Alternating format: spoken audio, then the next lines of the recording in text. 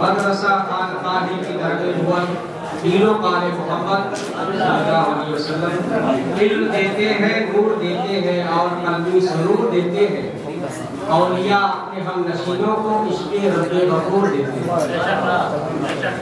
صوفی شاعر علامہ عبدالرحمن جامی کے مطابق اسلامی تاریخ میں سب سے پہلی باضابطہ خانقاہ، تاریخ تصوف کے اولین باضابطہ صوفی حضرت ابو ہاشم کوفی نے فلسطین کے شہر رام اللہ میں بنائی، جن کا مثال 150 ہجری مورخ اسلام علامہ تقی الدین مقریظی نے کے مطابق کئی علاقوں میں خانقاہوں کی بنیاد 14 صدی ہجری میں پڑنے لگی، جن میں صوفیہ اپنے رب کی عبادت کے لیے خلوت نشین ہوا کرتے ہیں۔ یعنی دوسری صدی ہجری میں خانقاہی نظام شروع ہو گیا، لیکن 14 صدی ہجری میں اس کا رجحان نہ ہوا۔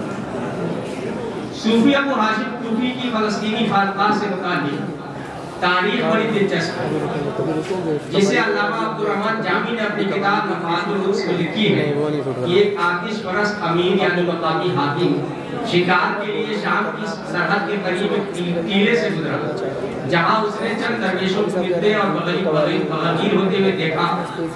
اس نے یہ بھی دیکھا کہ صاحب کھانے پر بیٹھ گئے اور سب نے اپنے اپنے کھانے کی چیزوں کو سامنے رکھا اور مل بات کر کھانے لگے اور پھر بغیر ہوئے اور اپنی اپنی راہ لی۔ اپنی طرف آتے ہوئے درویش کو روک کر امیر نے پوچھا کہ وہ پہلا شخص کون تھا جسے تم سب بغیر ہوئے تھے؟ اس نے کہا مجھے نہیں معلوم۔ اس نے پوچھا کہاں سے آیا تھا، کدھر کا رہنے والا تھا؟ درویش نے کہا نہیں معلوم۔ اس نے پوچھا آپس میں ایسی محبت کی کوئی خاص وجہ؟ درویش نے کہا کہ یہ ہمارا طریقہ ہے۔ اب امیر نے کہا کہ اس کے علاوہ تمہارا کوئی مکان یا کوئی مقام ہے جہاں تم لوگ ملتے ہو اس کے علاوہ؟ درویش نے کہا نہیں۔ امیر نے کہا تو پھر میں تمہارے لیے ایک مکان بنا دیتا ہوں جہاں تم سب جمع ہوا کرو۔ اسی نے رام اللہ شہر میں پہاڑ کی ڈھلوان چوٹی پر ایک عمارت بنوا دی جسے ابو ہاشم کوفی نے بنایا۔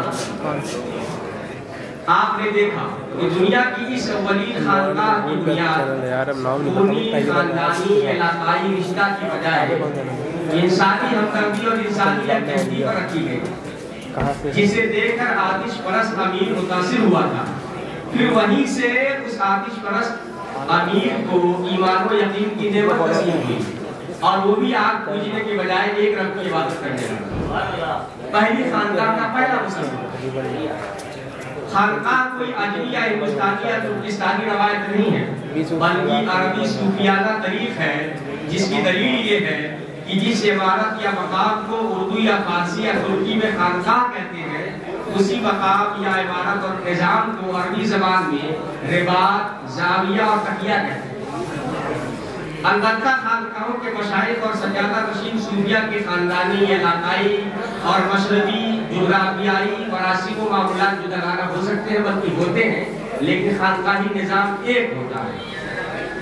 خوبی کی بات یہ ہے کہ کوئی معروف صوفی نہیں بلکہ ایک مشہور فقیہ عالم دین علامہ ابن عابدین شامی نے اپنی کتاب در مختار میں لکھا ہے کہ صوفیہ کی عبادت گاہ اور خانقاہ کو رباط اور زاویہ کہتے ہیں۔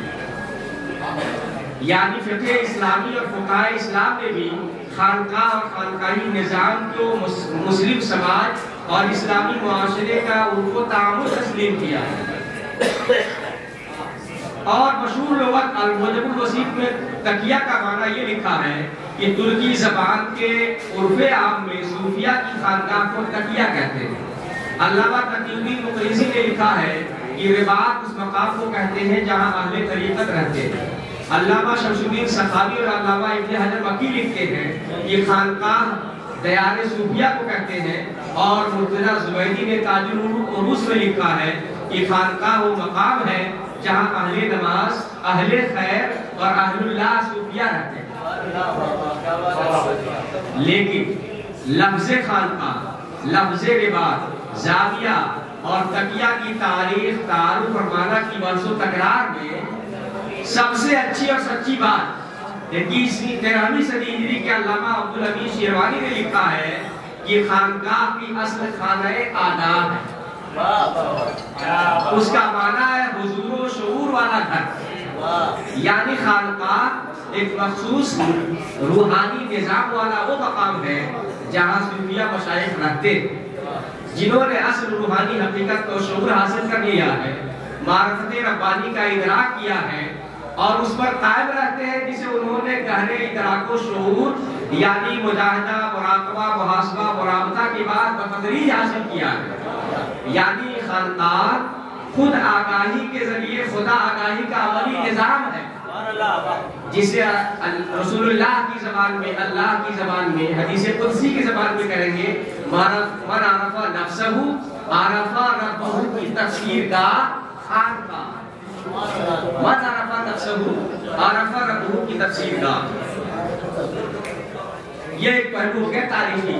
دوسرا پہلو ہے کہ خانقاہیں سلطنت کی تقسیم گاہ بھی ہوا کرتی ہے۔ حضرت نظام الدین اولیاء کی بارگاہ کو سامنے رکھے دکن میں بہمنی سلطنت کی بنیاد علاؤالدین بہمن شاہ کی کوششوں اور حضرت خواجہ نظام الدین اولیاء کی دعاؤں کا ثمر ہے۔ برِ صغیر کی تاریخ تصوف کا یہ واقعہ بڑا دلچسپ ہے کہ جب علاؤالدین بہمن شاہ کو عروج اور اقتدار میسر نہیں آیا تھا تو وہ ایک دن حضرت محبوب الہی کی بارگاہ میں خانقاہ میں دعا کے لیے حاضر ہوا۔ محمد بن تغلق جو ابھی شہزادہ تھا، شہر کی خدمت میں حاضری کی سعادت پا کر واپس جا رہا تھا، یعنی علاؤالدین حسن داخل ہو رہا تھا اور محمد بن تغلق واپس ہو رہا تھا۔ حضرت نظام الدین اولیاء سلطان المشائخ نے فرمایا سلطان رفت و سلطان آمد، ایک سلطان گیا دوسرا سلطان آیا، ایک سلطان حجرہ درویش سے رخصت پا رہا ہے اور ایک سلطان حجرہ نظام میں داخل ہو رہا ہے۔ پھر علاؤالدین حسن پر آپ نے خصوصی توجہ فرمائی اور ایک روٹی جو اپنے افطار کے لیے رکھی تھی اسے عطا فرمائی اور انگلی پر رکھ کر اس کو روٹی میں لپیٹ کر سلطنت ادا کر دی، روٹی میں لپیٹ کر سلطنت ادا کر دی اور دنیا نے دیکھا۔ تیسرا پہلو ہے خانقاہی نظام، چشتی خانقاہی نظام کے تناظر میں خواجہ نصیر الدین چراغی دہلوی جب 15 رمضان المبارک کو 757 ہجری میں بیماری اور مرض موت کو مبتلا ہوئے تو عرض کیا گیا کہ مشائخ چشت اپنے وصال کے وقت اپنے خلفاء میں سے کسی ایک کو ممتاز قرار دے کر اپنا جانشین مقرر فرماتے ہیں۔ اگر اس طریقہ کو جاری رکھا جائے تو مرکزیت کا اہتمام کسی نہ کسی صورت باقی رہے گا۔ حضرت خواجہ نصیر الدین چراغی دہلوی نے فرمایا تو احد حضرات کی فہرست پیش کر دو۔ مولانا سعید الدین چشتی الرحمہ نے باہمی مشورہ کے بعد ایک فہرست پیش کر دی جس میں حضرت خواجہ بندہ نواز یسوع دراز کا نام شامل نہیں تھا۔ حضرت خواجہ نے فرمایا تم نے کن لوگوں کے نام لکھ لیے، ان سے کہہ دو اس مرکزی نظام کا بوجھ اور جانشینی ان کے بس کا کام نہیں، اپنے ایمان کی اور عمل کی فکر کرو۔ مولانا سعید الدین نے فہرست کو دوبارہ مرتب کر کے پیش کیا، اس میں بھی حضرت خواجہ بندہ نواز کا نام نہیں تھا۔ اب حضرت خواجہ نصیر الدین چراغی دہلوی کی طبیعت پر جلال کے آثار نمایاں ہوئے۔ انہوں نے فرمایا کہ تم نے سید محمد کا نام ابھی نہیں لکھا۔ یہ سن کر سب کی حالت غیر ہو گئی۔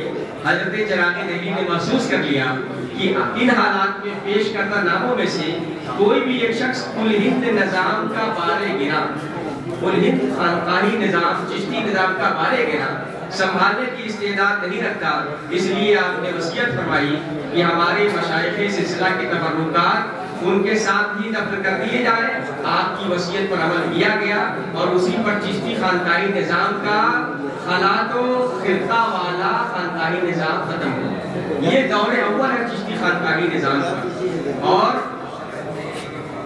خانقاہی نظام کی روح باقی رہی اور مقصد زندہ رہا، یعنی انسانی ہمدردی، روادارانہ یکجہتی جو کسی بھی صوفی شیخ طریقت کی یکساں پہچان ہے۔